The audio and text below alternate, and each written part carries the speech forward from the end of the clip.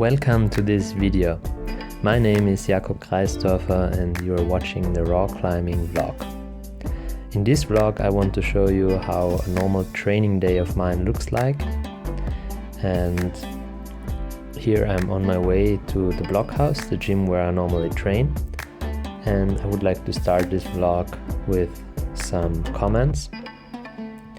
Of course, or as you probably know, training is a highly individual topic, so it largely depends on your story as a climber and on your expertise and on your experience, which training suits you best. So I don't advise you to copy the things I do in this video blindly, but still you might get some interesting insights. And if you have any questions about my training, then you can just comment below and I will answer them. Alright, so here you see some shots of the gym where I normally train. And that day I did a double session, which means I did 2 training sessions, one in the morning and one in the evening. And here you can see me doing a classical warm-up on a wall full of holds. I tried to stay on the wall for like 10 minutes, maybe 10 minutes. And I try to grab increasingly smaller holds when I'm climbing on a wall like that. And I think that's a great way to just activate the body and to get warm for some proper training. Next, I'm doing some lower back mobilization. This is an exercise that I brought into my routine pretty recently. As you can see, you just lie on the floor, on your stomach, and then you do this movement with your legs. I think it's really cool to mobilize your lower back, especially for me, because I often have a stiff lower back. Then I tried to do some handstands.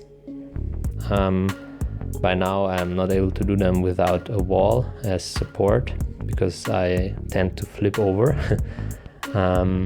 So I just use the wall to position myself and to prevent myself from flipping over.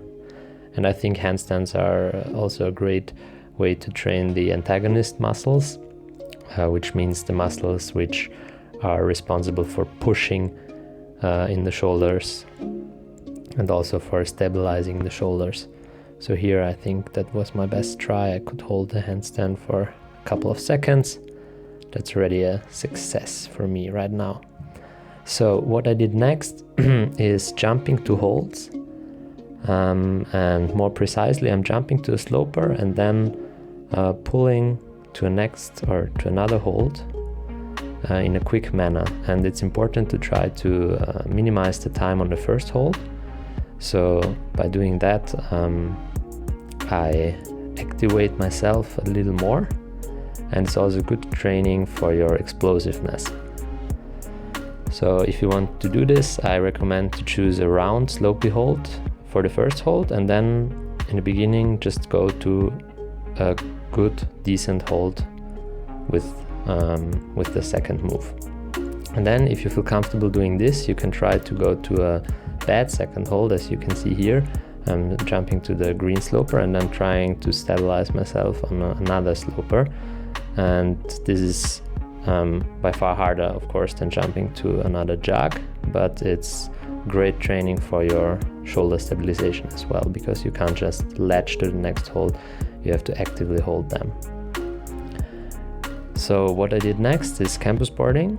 At first I usually do some easy campusing, so I just skip one rung and campus from the bottom of the campus board to the top, and I do this on the biggest rungs. Then I do the same thing on the slightly smaller rungs, and I usually do this twice to warm up my fingers properly before I do some harder exercises on the campus board.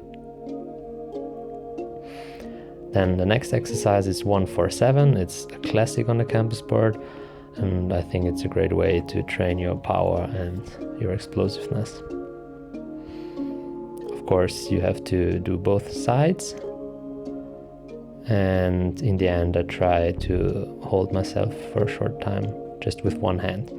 Then I always keep track of my resting times, and I also keep a training diary where I write down every single exercise. Then if I'm feeling fit, I usually go to the medium-sized rungs and do some more sets of 1, 4, 7 on the campus board.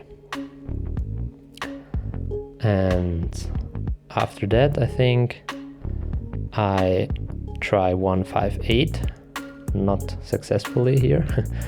I tried with both sides, where it's interesting to me. I'm much weaker on this side, on the left side, but still it's very important to do both sides. Then the next exercise I did is 1, 4 negatives. It's also a great exercise to build up lock-off power. So I'm just pulling myself up, and then I try to remove the lower hand and to resist with my upper hand. It's a very intensive exercise, and you have to be careful not to hurt yourself doing this. Then the next exercise is campusing from the bottom to the top, skipping 1 rung at each move and trying to do it as statically as possible. Then after that, I try to do some one-arm pull-ups. And you can see in the upper part of the pull-up I'm slightly too weak, so I just assist myself a little bit with the free hand. And then when going down, I do a negative again, so I try to go down slowly and in a controlled manner.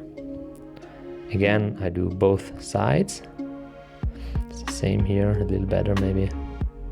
And then going down really slowly and controlled. That's also a great way if you're not strong enough to do the proper one-armer, then you can work your way up to the one-armer by doing these negatives. So that was my first session. Then I had a break, and in the evening I went to the gym again, and in the evening I did 20 move resistance boulders or circuit boulders on a spray wall. So I defined this boulder in advance, and then I'm trying to do the boulder, to complete the boulder for 4 to 6 times, depends on how strong I feel. With such a boulder, it's important that there are no single moves which kick you off the wall. It should be rather continuous, I think.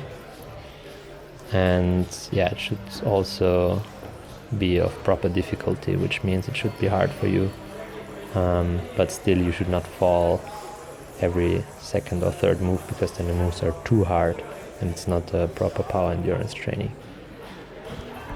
So and you can also adapt the boulder depending on what you want to climb outdoors. If it's very crimpy what you're going to climb, then you can put more crimps into your power endurance boulder. Or if it's rather slopey climbing that you want to train, then put more slopers into the boulder. So when I can complete the boulder, then I usually add some weight with a weight vest.